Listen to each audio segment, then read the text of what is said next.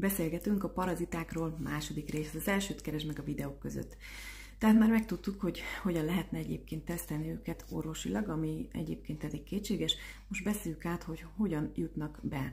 Tehát nem megmosott zöldségekről, gyümölcsökről, de sajnos a húsokban is előfordul, hogy bemarad az állatból már megfertőződött pete, és így a parazita bejutva a gyomrunkba elterjedhet.